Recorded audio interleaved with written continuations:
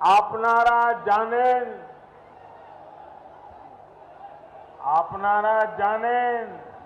যে আমি চাওয়ালা।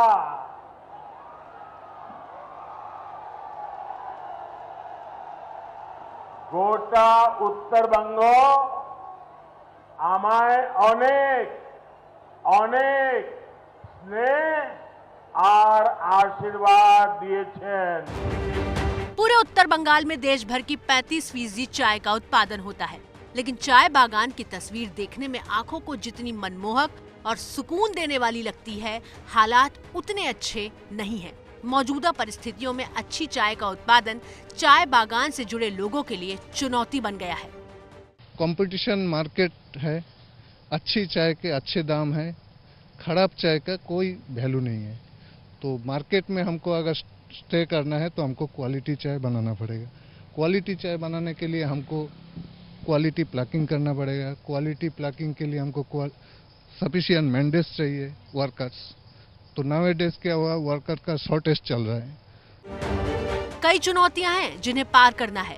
मजदूर नहीं मिल रहे और जो मजदूर काम कर रहे हैं उनके साथ भी न्याय नहीं हो पा रहा, क्योंकि चाय बागानों पर बकाया बहुत ज्यादा हो चुका है। सरकार तो बोलते हैं ये करेंगे वो करेंगे, कुछ भी नहीं करते हैं जब वोट मिल जाता है तो। सिलीगुड़ी दार्जिलिंग जिले में आता है। 5वें चरण में 17 अप्रैल को सिलीगुड़ी सीट पर भी मतदान होना है। ये सीट पिछले चुनाव में टीएमसी को हराकर सीपीएम ने जीती थी।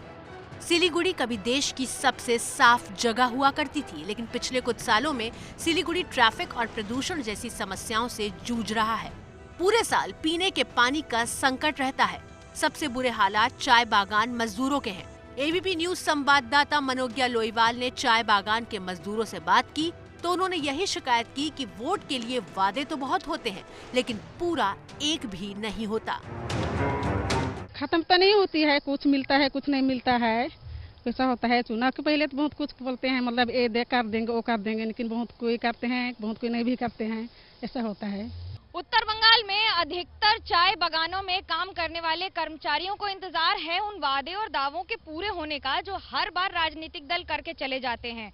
पत्तियां तोड़ते समय उन्हें लगता है कि इस बार जब उसी उंगली से वोट का बटन दबाएंगे तो कम से कम अपने भविष्य को और सुनहरा बना पाएंगे।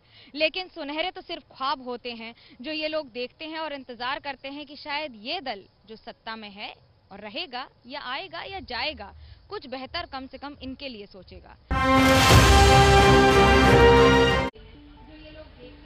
नमस्कार, आमी मनोज्ञा लोईवाल और आप देख रहे हैं कौन बनेगा मुख्यमंत्री सीधे सिलीगुड़ी से। उत्तर बंगाल से अभी चलेंगे आपको लेकर सीधा उत्तर 24 परगना, जहां पर तापमान उत्तर बंगाल से कई गुना ज्यादा है। उसका कारण है कि एक ओर है तृणमूल कांग्रेस से मदन मित्रा और दूसरी ओर है बीजेपी से राजू बनर्जी। और नेता क्या क्या हथकंडे अपना लेते हैं अपने चुनावी दांव को सफल बनाने के लिए। आखिरी कुछ घंटे बच गए हैं इस सीट पर, अब तो कैसे मतदाताओं को रिझाने के लिए लगे हैं नेता, देखिए कुंतल चक्रवर्ती की इस खास रिपोर्ट में कमरहटी सीट से।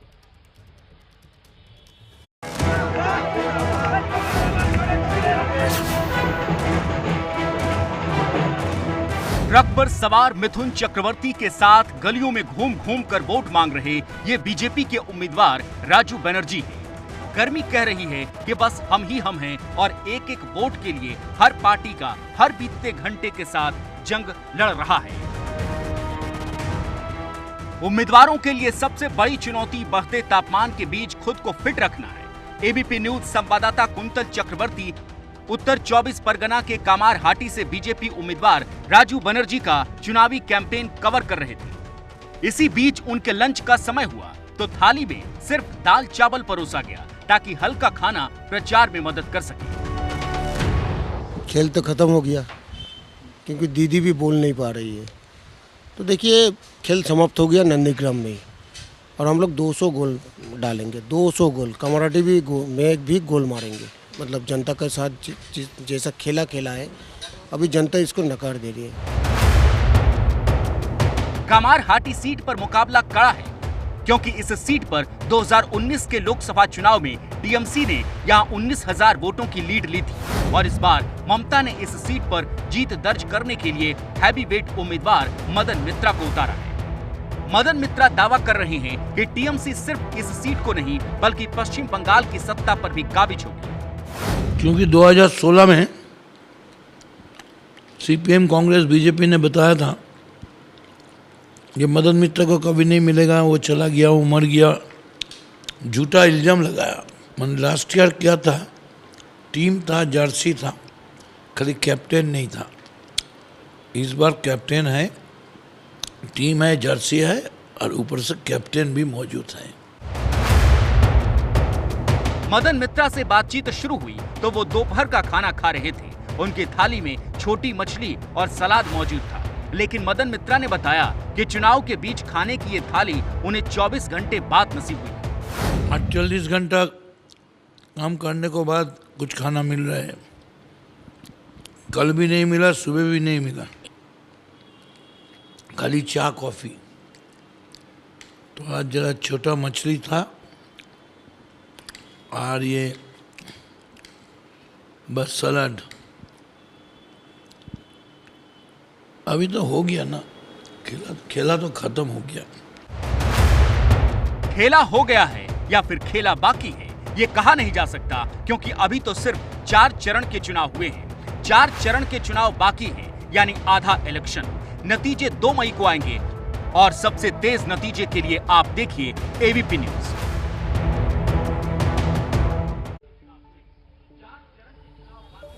पश्चिम बंगाल में चुनाव की गर्मी तो बढ़ रही है, तो वहीं दूसरी ओर विरोध प्रदर्शन पर आज मुख्यमंत्री ममता बनर्जी लगभग 3 घंटे तक कोलकाता में बैठी। एक ओर विरोध था चुनाव आयोग के खिलाफ, तो वहीं दूसरी ओर ये भी साफ कर दिया कि आने वाले दिनों में बंगाल में दीदी के अनुसार खेला हबे ही हबे। देखिए एक खास रिपोर्ट।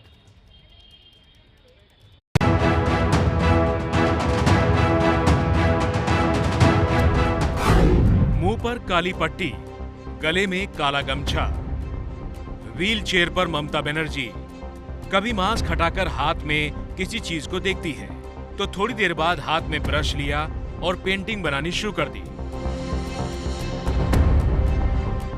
जो चित्र बनाए उसे मीडिया को दिखाया भी। प्रचार पर 24 घंटे का बैन लगा तो ममता बनर्जी ने आज इस तरह करीब 3 घंटे का धरना दे दिया। केंद्रीय चुनाव आयोग ने पश्चिम बंगाल के मुख्यमंत्री ममता बनर्जी के प्रचार प्रसार पर लगा दी है 24 घंटे की रोक, रात में 8 बजे तक की रोक। लेकिन इस दौरान ममता बनर्जी ने धरने का ऐलान किया है और फिलहाल वो कोलकाता में गांधी प्रतिमा के पास में धरना प्रदर्शन पर बैठी हैं। 12 बजे से धरना प्रदर्शन शुरू हो रहा था, लेकिन 11:35 पर ही पहुंच गए और उसके बाद में लगातार एक एक करके यहाँ पर बैठ करके पेंटिंग्स बना रही हैं।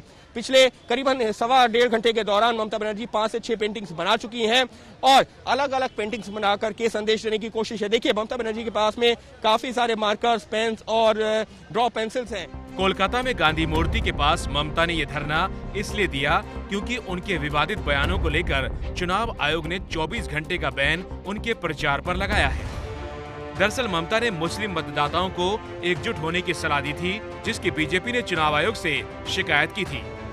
इसके अलावा ममता बनर्जी ने कहा था कि केंद्रीय सुरक्षा बल बीजेपी के इशारे पर काम कर रहे हैं, इसलिए बंगाल में लोगों को मतदान नहीं करने दे रहे। आरोप ये भी है कि ममता ने आह्वान किया था कि लोग घरों से लाठी डंडे लेकर निकलें और केंद्रीय सुरक्षा बल को सबक सिखाएं। ऐसे ही बयानों के बाद ममता के प्रचार पर बैन लगा, ममता ने धरना दिया, तो अब बीजेपी कह रही है कि लोकतंत्र को खतरे में डालने वाले अब धरने पर बैठ रहे हैं। क्या ये लोकतंत्र की हत्या नहीं है? एक धर्म विशेष के लोगों से अपील करना, क्या ये लोकतंत्र को ताड़ता नहीं करता है? और पिछले 10 सालों में जिस प्रकार की तुष्टीकरण की राजनीति ममता बनर्जी ने करी, जिस प्रकार से दुर्गा विसर्जन को रोक के मुहर्रम के जुलूस को हर बार प्राथमिकता दी गई, उसी का खामियाजा आज टीएमसी को भुगतना पड़ रहा है। 5वें चरण से पहले ममता बनर्जी अब 24 घंटे मंचों पर बोलती नहीं दिखेंगी, लेकिन बीजेपी सवाल पूछ रही है। बीजेपी का प्रचार रथ भी तेजी से दौड़ रहा है। बीजेपी अध्यक्ष जेपी नड्डा ने आज बर्धमान में बड़ा रोड शो किया। भारी भीड़ यहाँ दिखी तो उत्तर दिनाजपुर में प्रचार का मोर्चा अमित शाह ने संभाला। दोनों नेताओं के निशाने पर ममता बनर्जी ही रही। ममता जी के 10 साल के राज में टोलाबाजी, तुष्टीकरण, तानाशाही, कटमनी, सिंडिकेट, बालू सिंडिकेट, गोरू सिंडिकेट, चावल सिंडिकेट, हर तरीके का आपने सिंडिकेट देखा है। दीदी ने भी कोई कम जुल्म नहीं ढाए, अनेक लोगों को निर्मम हत्या करा दी और हजारों पर मुकदमे दायर कर दिए। मित्रों, उसने मुकदमे राजनीतिक रूप से कुछ लोगों के सिलेक्टिवली वापस लिए। उत्तर 24 परगना में आज प्रचार मैदान में उतरे रक्षा मंत्री राजनाथ सिंह। उन्होंने भी बंगाल में बवाल पर ममता बनर्जी को घेरा। बोले, बंगाल में बीजेपी नहीं आएगी तो बम वाली राजनीति ही रहेगी। बंगाल में 4 चरण का चुनाव पूरा हो गया है। 5वें चरण का चुनाव 17 अप्रैल को होगा। चुनाव अभी आधा बाकी है, यानी बंगाल के बवाली चुनाव में ना जाने कितने रंग अभी देखने बाकी है। सिलीगुड़ी एक ऐसा शहर जो भले ही 10 किलोमीटर रेडियस से भी छोटा हो, महानंदा नदी के किनारे हो, लेकिन इस महान शहर ने कई झोंके झेले हैं, कई मौसम देखे हैं। आज बात करेंगे उन लोगों से जो इस मौसम के आधिकारिक तौर पर अधिष्ठाता रहे हैं, लेकिन क्या किया उन्होंने जनता के लिए, ये सवाल तो करेगी जनता। लेकिन आज हमारे साथ मंच पर मौजूद हैं बिजन चक्रवर्ती हैं कांग्रेस से, स्वागत है आपका। तृणमूल कांग्रेस से हैं वेदव्रत दत्ता, तृणमूल कांग्रेस की बात रखेंगे, और बीजेपी से हैं सविता अग्रवाल। सविता जी, आप ही बता दीजिए कि दीदी को जब नोटिस जाता है तो चुनाव आयोग पर आरोप लग जाता है कि ये पक्षपात है, कैसे देखती हैं इसको? दीदी ने हमेशा ही ऐसे ही किया है। लास्ट 10 सालों से हमने देखा है, जब जब दीदी पे गाज गिरी है तब तब दीदी ने धरना पर ही बैठा है। ये दीदी की आदत रही है और बंगाल की जनता और पूरे देश इससे वाकिफ रहे हैं। कुछ नया नहीं है इसमें, ये हर बार की उनकी चाल है। वो धरने से डर गई है क्या? दीदी के धरने से डर गई बीजेपी? दीदी धरना ही करेगी, इसका कोई ऑप्शन उनके पास और कुछ है नहीं करने के लिए। धरने के अलावा वो धरना ही करती रही। सत्ता में रहकर विरोध प्रदर्शन, जो गलती है वो सब केंद्र सरकार की है, चुनाव आयोग की है, टीएमसी सब सही है हमेशा। देखिए, बंगाल के आसमान में अभी हिटलर की प्रेतात्मा, वो ऊपर सब देख रहे हैं कि हिटलर की प्रेतात्मा मंडरा रही है और इसको रोकने वाली है बंगाल की जीवित दुर्गा ममता बनर्जी। और केंद्र सरकार जो है, ये अभी तानाशाही पूरे भारत पर लागू हो चुका है और अभी ये बंगाल इनके लिए इसलिए बहुत ही अहम है क्योंकि अगर ये बंगाल जीत जाए तो 2024 में इनके लिए फिर सत्ता में आना एकदम उनकी बात तो इजी हो आपने कर ली। जाएगा। मुझे ये बता दीजिए, 10 साल में टीएमसी ने सिलीगुड़ी में क्या किया? ट्रैफिक का हाल देखा है, पानी की प्रॉब्लम देखी है? आपने शायद अपना होमवर्क ठीक से नहीं किया होगा। राज्य में या आपकी सरकार है, नहीं बोल रहे हैं, आपके राज्य में क्योंकि सरकार सिलीगुड़ी में है, सीपीएम है। विधायक यहाँ पर और कॉर्पोरेशन सिलीगुड़ी में सीपीएम का है। राज्य में सरकार किसकी है ये तो याद है आपको? सीपीएम का जो यहाँ पर विधायक हैं, उनका पिछले 10 साल यही एकमात्र उनका कंप्लेन एकदम कंटिन्यूअसली उनका अभियोग रह चुका है कि हमारे यहाँ पे इंटरफेरेंस हो रहा है, हमारे यहाँ पे इंटरफेरेंस हो रहा है। और वो हर हफ्ता एक दो यहाँ से चिट्ठी लिखते रहते हैं। तो आप और सीपीएम एक साथ हैं क्योंकि बीजेपी इंटरफेरेंस कर रही है? अरे हम कहाँ एक साथ है, बीजेपी और सीपीएम एक साथ है, ये तो इनडायरेक्टली है। आप और सीपीएम एक साथ हैं, ये तो नया है फॉर्मूला। नया फॉर्मूला बता दिए दादा ने। दादा दुर्गा माँ की दुहाई दे रही है। आज नवरात्रा का पहला दिन है। हम लोगों ने पहले देखा है कि दुर्गा उत्सव के दिन विसर्जन पर जब ममता दीदी रोक लगा, नहीं, आपके यहाँ पर एमपी है, सांसद आपके हैं, आप बता दीजिए ना 3 काम जो आपने किए सिलीगुड़ी की जनता के लिए। बहुत सारे काम हुए हैं। हम लोगों ने बार बार उनसे मांगा है। हम दार्जिलिंग मोड़ का जाम का निवारण करना चाहते हैं। हम उनसे बार बार बोलते रहे कि उसको आप सेंट्रल में भेज दीजिए। उनके पास में डीपीआर नहीं है, वो डीपीआर प्लेस नहीं करे। वो चाहते ही नहीं है कि केंद्र यहाँ पर काम करे। उन्हें डर है, उनको सत्ता का डर सता रही है, उनको अपने राजनीतिकरण का डर सता रही है। हमें काम करना, हम यहाँ वो कह रही है आप राजनीति कर रही है, डिसाइड तो कर लीजिए कौन कर रहा है। 2019 के बाद उनका जो सांसद है, उन्होंने यहाँ पे कोई काम नहीं किया। उनका पिछले सांसद आलूवालिया जी एक गांव को यहाँ पर गोद लिए थे, क्या हुआ उस अच्छा, गांव का? आपके विधायक यहाँ से उत्तर बंगाल से धमकी दे मंत्री की अगर वोट नहीं दिया टीएमसी को तो बाहर निकाल देंगे, वो याद है आपको? मंत्री का नाम भी बताऊं? गौतम देव। सुनिए सुनिए, धमकी का बात छोड़ दीजिए, क्योंकि बीजेपी के जो है, अरे बीजेपी के नेताओं का जो भाषा है पहले उनको रोकिए और इलेक्शन कमीशन को न्यूट्रल होने बोलिए। अच्छा, इलेक्शन कमीशन ने 2 आज बीजेपी के नेताओं को जो भेजा है नोटिस, कांग्रेस कैसे देखती है उसको? बीजेपी टीएमसी सबको नोटिस आ रहा है, अब तो पहला दौरा ही राहुल गांधी करेंगे, तो नोटिस का सवाल तो बाद में आएगा।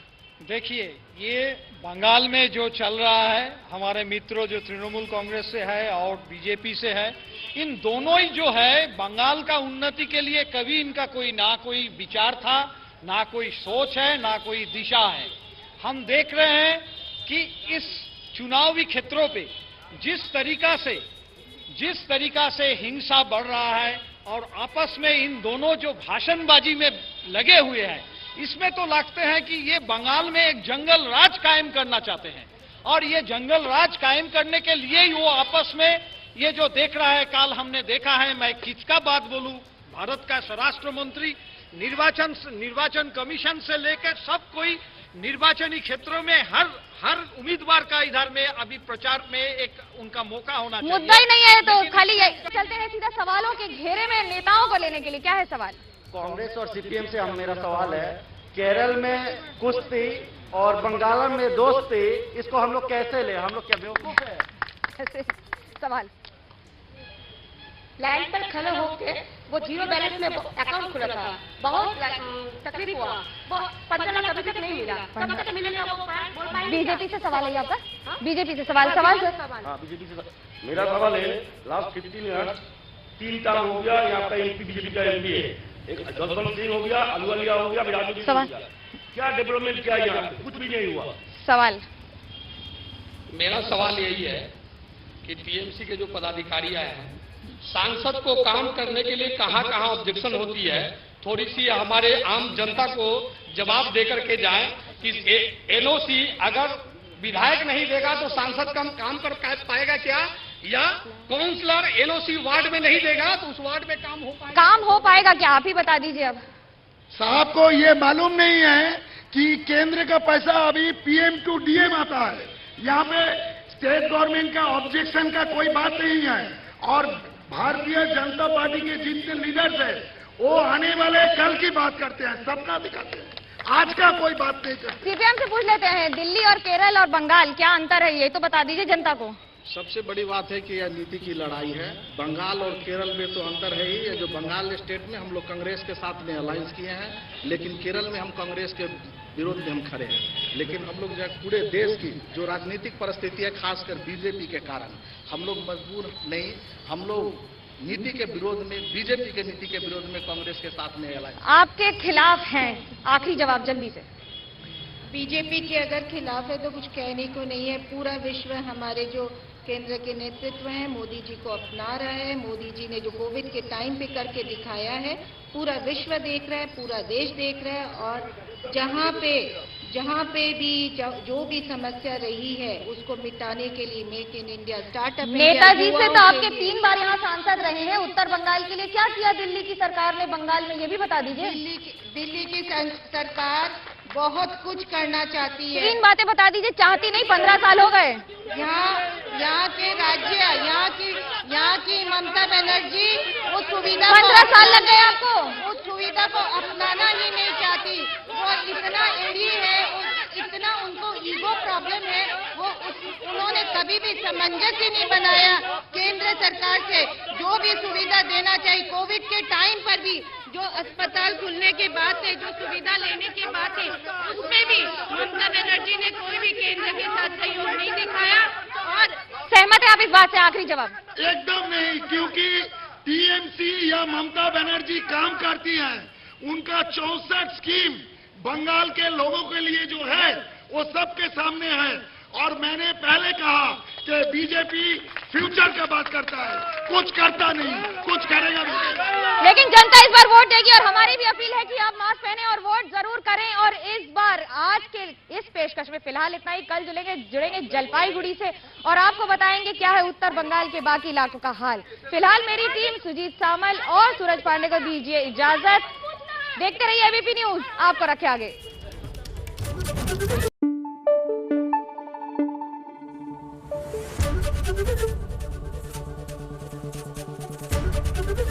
एबीपी न्यूज आपको रखे आगे।